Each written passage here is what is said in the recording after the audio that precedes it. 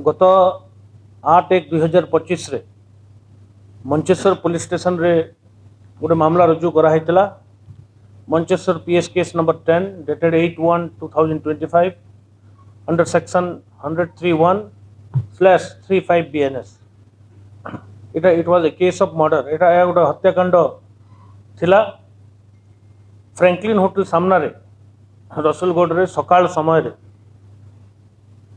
8टा ରୁ 8:30 भितर प्रिसाइसली 8टा रे गोटे प्रथमे गोटे आम पीसीआर को खबर आसाला जो गोटे लोक गभीर आघात रे तले पड़ती।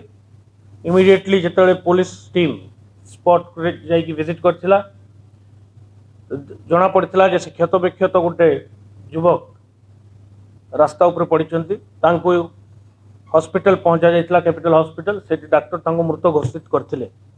प्रथम दृष्टिया जहाँ जना पड़ा यह गोटे हत्याकांड से आधार रे पुलिस तार इन्वेस्टिगेशन आरंभ करथिला।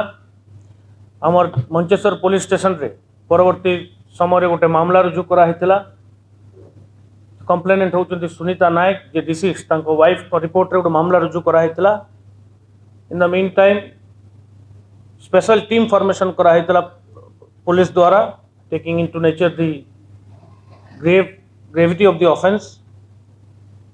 3टी स्पेशल टीम फॉर्मेशन कराइला। Immediately police team swung into action. आमर प्रथम दायित्व थिला प्रायोरिटी थिला जे इमीडिएटली एक्यूज्ड मान को एप्रिहेंड करिवा। टिके इन्वेस्टिगेशन पर आम जानिबा को पाइलु जे एक्यूज्ड माने जो गाड़ी व्यवहार करथिले मोटरसाइकिल एवं एक्यूज्ड मानकर आइडेंटिफिकेशन मध्ये आम जानिबा को पाइथिलु।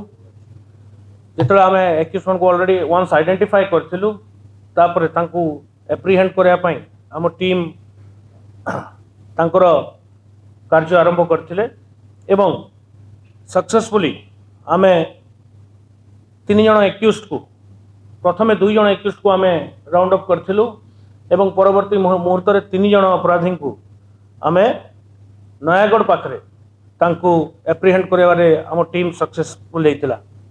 समुदाय ए केस रे वर्तमान सुधा 5 जण अपराधी को आमे आज गिरफ्त करचु एवं तांको कोर्ट चालान करा जिवो।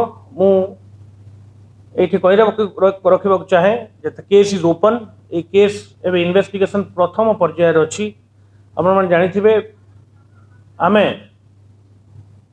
12 घंटा भितर केसटा को आम स्पेशल स्क्वाड आउ मंचेश्वर पुलिस रो टीम केसटा को क्रैक करथिले एवं entire motive of the murder किए ताधरे संपृक्ति अच्छी केमिते हत्याकांड होइथिला मोटामोटी भाव में आमे प्राय जिनस आम नजर को आसी जाइए आम ता जानी सारिछु।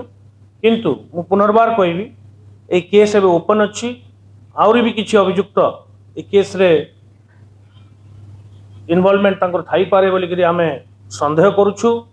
एबे जेते सबु कंप्लेनेंट एवं अन्यान्य विटनेसेस इंपोर्टेंट विटनेसेस जो घटनाक्रम रे केसटा हेइछ तांको एबे एग्जामिनेशन करा जाई पार नै। तांकर एग्जामिनेशन हबो एवं अन्यान्य साक्ष्य प्रमाण मध्य टीम कलेक्शन करिवारे लागि पड़िछि। आमे परवर्ती मुहूर्त रे जहाँ विरुद्ध भी जदि साक्ष्य प्रमाण आम पाखे किसी बलिष्ठ प्रमाण आसे तांको मध्य गिरफ्त करा जिवो एई मामला रे। एवं एई केस रे आमे 2टी मोटरसाइकिल जोटा आपण मान गणमाध्यम रे मध्य देखैथिले जो मोटरसाइकिल एवं अन्य एक मोटरसाइकिल सेटा 2टा आमे सीज करिचु ता जबत हेइची।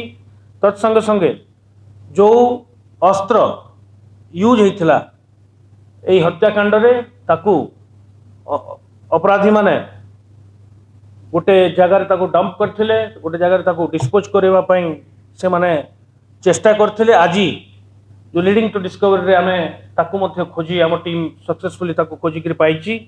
यह एक बलिष्ठ प्रमाण ए केसटा को आउरी स्ट्रांग करबा पई। तत्संगे संगे 4टी मोबाइल फोन एक्यूज्ड करो जो आम जानीपरू जे से माने केमिति आउरी टिके आमको क्लीयरली जना पड़ो केमिति से माने प्लान करथिले ए मर्डर ताहा ए मोबाइल फोन हमको ଜାଣିବାକୁ ମିଳିବ ଏବଂ ବ୍ଲଡ୍ ଷ୍ଟେନ୍ ୱେରିଂ ଆପେରେଲ୍ସ ଯେଉଁ କପଡ଼ା ଯେଉଁ ଜାମା ପିନ୍ଧିକିରି ସେମାନେ ଏଇ କ୍ରାଇମ୍ କରିଥିଲେ ସେଠି ଯେଉଁ ବ୍ଲଡ୍ ଷ୍ଟେନ୍ ଲାଗିଛି ତାହା ମଧ୍ୟ ଆମ ପାଇଁ ଗୋଟେ ଇମ୍ପୋର୍ଟାଣ୍ଟ ପିସ୍ ଅଫ୍ ଏଭିଡେନ୍ସ ତାହା ମଧ୍ୟ ଜବତ ହେଇଛି। ଦୁଇଟି ବ୍ୟାଗ୍ ଯେଉଁଟା ଆପଣମାନଙ୍କୁ ଗଣମାଧ୍ୟମରେ ଦେଖାଇଥିଲା ଗୋଟେ ବ୍ୟାଗ୍ ସେଇ ବ୍ୟାଗ୍ ଆମର ଆମେ ଜବତ କରିବାରେ ସକ୍ସେସଫୁଲ୍ ହେଇଛୁ। ମୁଁ ଯେତେବେଳେ ଏକ୍ୟୁଜ୍ଡ ମାନଙ୍କର କଥା କହିବି ମୁଁ 5 ଜଣ ଏକ୍ୟୁଜ୍ଡଙ୍କର ସମ୍ୟକ ବିବରଣୀ ଦଉଛି। ପ୍ରଥମେ ହେଉଛି ଯେଉଁ principal accused Lakshmidhar Nayak alias Monte, son of Devraj Nayak, Sharankul Nayagarh sorry आउ वर्तमान से केदारपल्ली बस्ती रे जो बस्ती रे डिसीज्ड रो घर से केदारपल्ली बस्ती रो एक्यूज। द्वितीय होची रॉकी नायक जे आक्रमण करथिला ता संगे मिसिकरी son of late Rohit Nayak district Khordha. तृतीय लिपिका नायक लक्ष्मीधर नायक रो पत्नी से मध्य केदारपल्ली रे वर्तमान से उभय मिसी रोथुले एवं ता घर मध्य शरणकुल।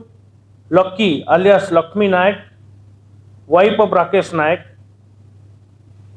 से केदारपल्ली बस्तीर एवं राकेश नायक आलियास अंडा